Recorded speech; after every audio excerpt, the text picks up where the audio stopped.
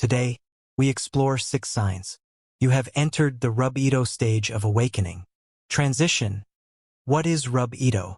In Jungian psychology, Rub-Ito represents the marriage of opposites, the union between light and darkness, mind and body, spirit and reality. If Sophia taught you wisdom, Rub-Ito teaches you embodiment. You stop speaking about healing and begin living it. You stop searching for truth, because truth begins speaking through your choices. This stage is called the reddening, because red symbolizes blood, life, vitality, the rising sun after a long winter. And perhaps, for the first time in your life, you stop feeling fragile, sensitive, yes, deeply emotional, yes, but no longer fragile, because suffering has changed you, not into someone colder, but into someone grounded, someone harder to manipulate, harder to guilt, harder to abandon themselves. And the first sign that Rub-Ito has begun is something deeply unexpected. Sign 1. The end of the rescuer. There was a version of you who believed love meant saving people, fixing them, healing them, staying, even when it destroyed you. You called it compassion. But if you are honest, sometimes it was fear.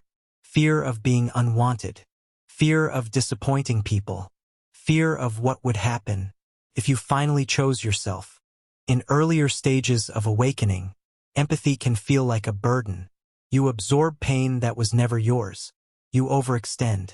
You sacrifice. You confuse suffering with love. But something changes in Rub-Ito. Quietly, unexpectedly, you stop rescuing. Not because you stopped caring, but because you finally understand something painful. You cannot save someone who is committed to remaining unconscious. And more importantly, you realize saving others was sometimes a distraction from stepping into your own power.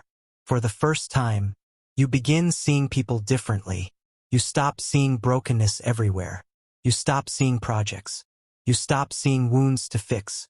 Instead, you begin seeing strength, potential, responsibility. You allow people the dignity of their own struggle. And strangely, this changes everything, because the second sign is something modern society rarely understands.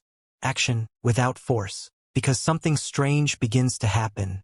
You can no longer force your life.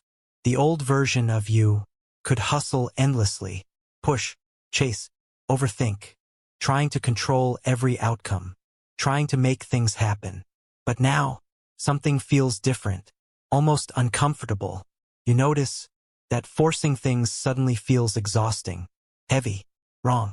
You begin walking away from opportunities that once would have excited you, not because you are lazy, not because you have lost ambition, but because your soul no longer responds to misalignment. This is sign 2, action from alignment, not force. In the Rub-Ito stage, the ego begins loosening its grip. You stop acting from fear. You stop saying yes, just to be accepted. You stop chasing outcomes that cost your inner peace. Instead, you begin listening to something quieter, something deeper, your nervous system, your intuition, a feeling that cannot always be explained, but somehow always knows. If something feels wrong, your body tells you. If something feels right, you feel expansion, calm, clarity, and for perhaps the first time, you realize something powerful. A deeply honest no is sometimes more sacred than a fearful yes. And this leads us to the third sign, because in Rub-Ito, healing no longer lives only in the mind. You are no longer afraid of your anger, because now you understand it. Your anger is not destruction. Sometimes it is protection. You stop apologizing for having standards, for speaking truth, for protecting your peace. And perhaps for the first time, you stop trying to appear nice. Instead, you become real, grounded, kind, but powerful, soft, but fierce, because you have finally integrated the parts of yourself you once rejected. Your darkness is no longer your enemy. It has become your strength. Transition. And once this happens, something surprising unfolds. You stop performing. You stop trying to prove yourself. Because the fifth sign is deeply quiet, yet impossible to fake. Sign 5, presence over performance. At some point, you stop needing people to understand your transformation. You stop explaining yourself, defending yourself, convincing others that your healing is real. Something inside you simply says, I know who I am. And strangely, you may even appear ordinary, less dramatic, less loud, less desperate to be seen. This is not regression. This is grounding. You no longer need to look spiritual. You no longer need validation, because your peace has stopped depending on applause. Jung described something similar as the movement toward the self, a quiet centering, a return. You stop orbiting around others' opinions.